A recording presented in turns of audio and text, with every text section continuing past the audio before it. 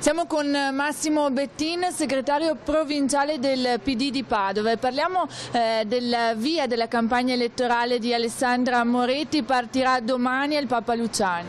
Sì, Alessandra parte domani da Padova, è una cosa che ci inorgoglisce molto e segna anche l'attenzione per la nostra provincia, che sarà comunque centrale in tutto quello che andremo a fare.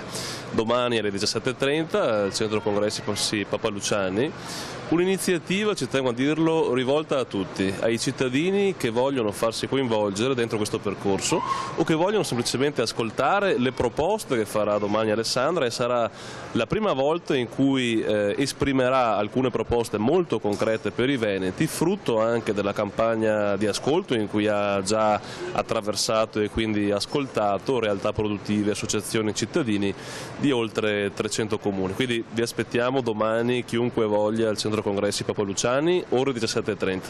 E con Alessandra si cambia proprio, si cambia taglio, sicurezza, lavoro, legalità. Dal punto di vista invece delle alleanze, si è parlato negli ultimi giorni anche di una possibile alleanza con Tosi, è così? Ma guardi, noi, Alessandra, il suo popolo, l'alleanza la farà con i veneti, è con loro che vogliamo vincere.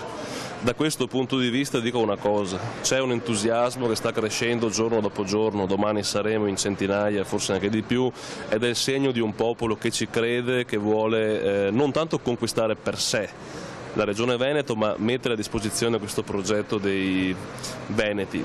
Non è stato bello lo spettacolo a cui abbiamo assistito nella Lega, uno scontro di potere che ha marginalizzato una persona che aveva posizioni moderate, quindi chi non la pensa con Salvini, col suo verbo, con le sue posizioni estremiste viene epurato. È un ottimo amministratore, è anche un avversario politico, quindi io credo che Alessandra andrà avanti per la sua strada, l'alleanza la facciamo con i veneti. Quali però le alleanze sicure per le regionali? Ma intanto Alessandra fa una scelta giusta, perché non più tutto può essere ricondotto dentro i partiti, e affiancherà alla sua candidatura molte liste civiche